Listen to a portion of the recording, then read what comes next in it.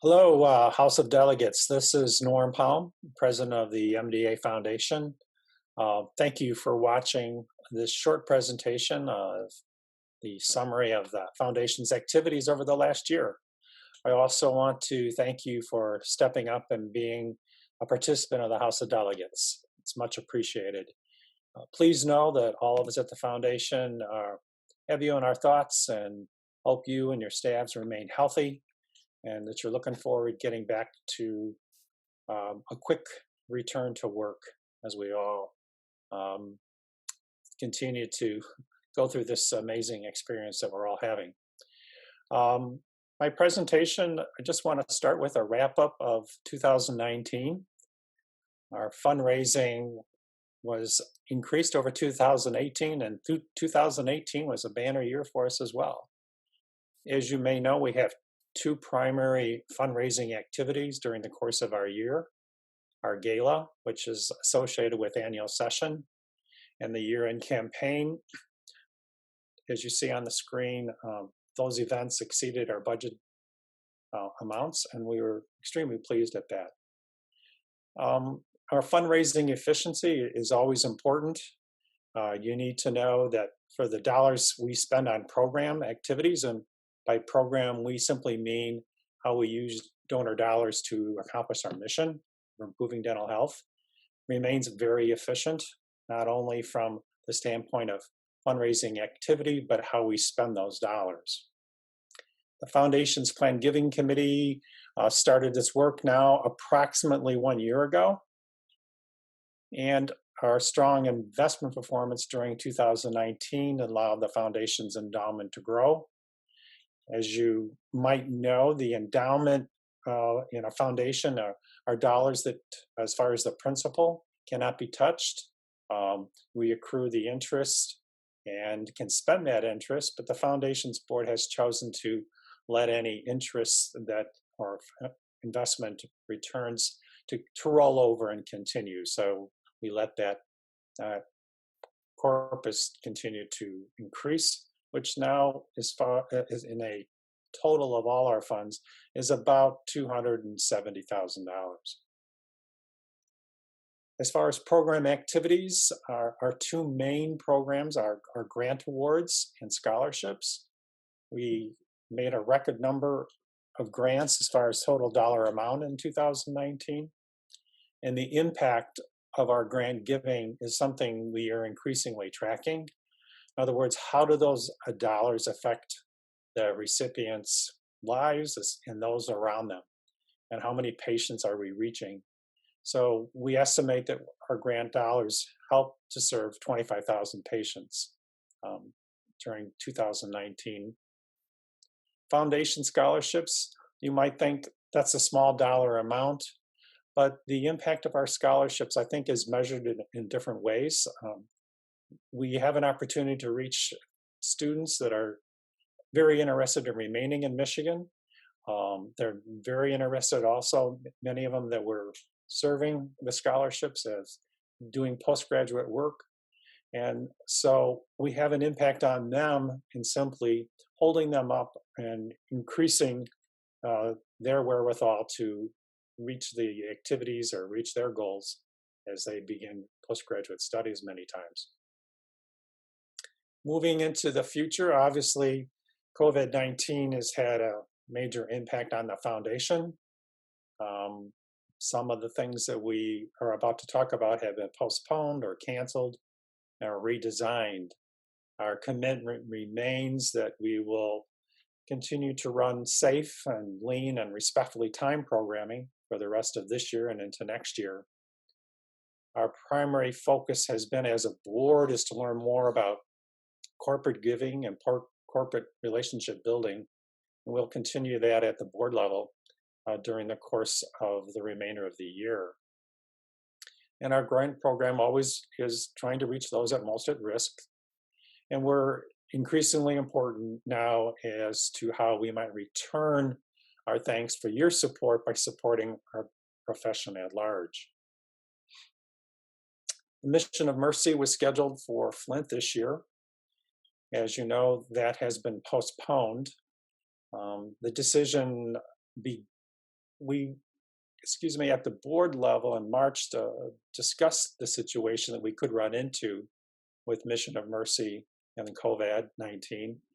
And as it turned out, by mid-March, it was apparent they weren't going to be able to go ahead, and the Genesee Health Department actually was asking us not to go ahead. So the decision became rather easy to postpone. The board will be taking this issue up. You also need to understand that the Flint mom was encountering some changes. The responsiveness for fundraising from that area was not as to the level that we anticipated nor had hoped for. And over time, as you may know, we had a dedicated account for funds that supported Mission of Mercy. And we have been using those funds over the last several months. And we're at the point for 2020 that we were going to be exhausting all the dedicated funds we have reserved for Mission of Mercy. We also realize that how the format of the Mission of Mercy, it's going to be difficult, obviously, to carry this on without some substantial changes. And these are all going to be evolving things as far as infection control and personal protective equipment and the other measures that we are probably facing. So the future of the mom is something that will be something we're going to closely look at and guard for the future. Sparkling Smiles, again, was our gala, and we've made the decision to postpone that. We are going to move towards a virtual program. Much of the attendance at our Sparkling Smiles came from members of the House of Delegates, and as you know, you're meeting here in May, and the anticipation of annual session in September was a factor in the decision, as well as the likely behavior of all of us and wanting to get together in a large group.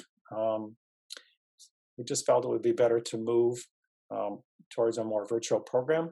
We'll be hearing more about that as we go through the preparations for the program. As I mentioned earlier, raising a corporate interest is something we have in mind, particularly for a couple of different programs. A Grateful Patient program, which is just patients giving their thanks and support to what we do, using corporate sponsorship specific regional activities, which you are also looking at regional fundraising. And just another way of speaking to our mission and putting in a manner of different types of impact to further our improvement in our fundraising capability. Our grant program focus is changing slightly. We are making a conscious decision now to try to serve veterans and their families more. This is a new endeavor for us to reach out to a particular subgroup of patients that are in need. This will happen within our community clinics granting process. We will be starting that with this grant cycle beginning this summer and later this year, and we hope to carry that on through. As we research this, we're reaching out to various veterans organizations, and in order to tap these veterans and have an ability to reach out to them with the service needs to further improve their dental health and, again, maintain our mission. And as far as supporting the dental profession, with the postponement of the MOM for this year, we had an excess supply of gloves and masks and gowns, which we were able to donate to organizations and hospitals throughout the state.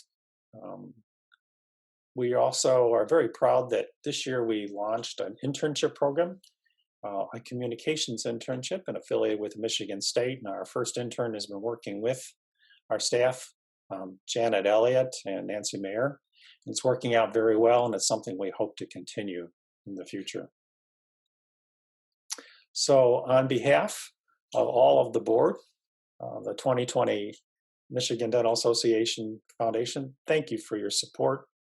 We hope to continue to serve the interest of dentistry and being a member of the Michigan Dental Association as we work and strive to improve the dental health of all residents of the state of Michigan.